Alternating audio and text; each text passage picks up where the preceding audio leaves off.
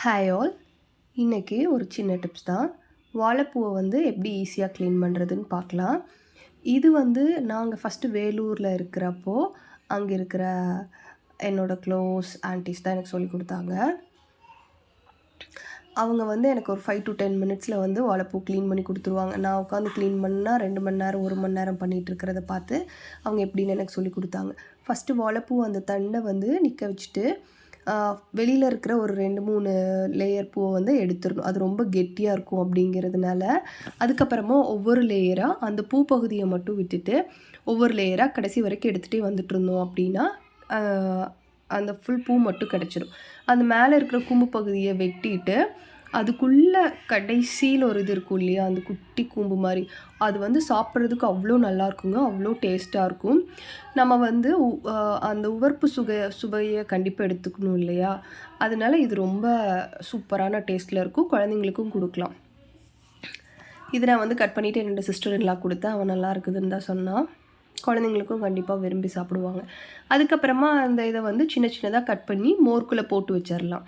அதுக்கப்புறமா இந்த பூவில் ஃபஸ்ட்டில் இருக்கிற அந்த லேயரில் இருக்கிறது மட்டும் அந்த கருப்பு அந்த காம்பெல்லாம் எடுத்து விட்டுட்டோம் அப்படின்னா வந்து ஃபஸ்ட்டு ஒரு 2 லேயருக்கு மட்டும் அதை எடுத்துகிட்டு மற்றதெல்லாம் கத்தியை வச்சு அப்படியே அந்த நுனிப்பகுதி இழுத்துக்கிட்டே வந்தோன்னா அந்த நரம்பு வந்து வந்துடும்.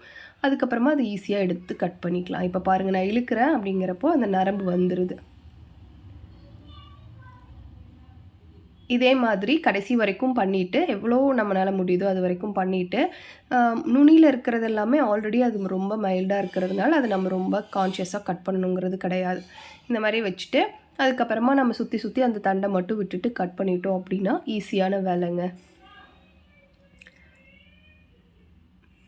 அந்த தண்டை மட்டும் விட்டுட்டு சுற்றி கட் பண்ணிக்கிட்டே வந்துடலாம். கட் பண்ணிவிட்டு அதை நம்ம மோர் தண்ணிக்குள்ளே போட்டு வச்சோம் அப்படின்னா அது வெள்ளையாகவே இருக்கும், கருப்படிக்காது. ரொம்ப ஈஸியான ஒரு செய்முறை இது. இது பண்ணுறதுக்கு மேக்ஸிமம் வந்து ஒரு 10 to 15 மினிட்ஸ் தான் ஆகும். நீங்கள் நல்லா பண்ணி பழகிட்டீங்க அப்படின்னா ஒரு 10 மினிட்ஸ்லேயே பண்ணி முடிச்சிடலாம். அதுக்கப்புறம்னா நம்ம எப்பயும் போல் நம்ம அதை வந்து தாளிப்பு கொடுத்து அந்த மோர் தண்ணியை வடிச்சிட்டு நம்ம பொரியல் பண்ணிடலாம். கண்டிப்பாக ட்ரை பண்ணி பாருங்கள். Bye bye.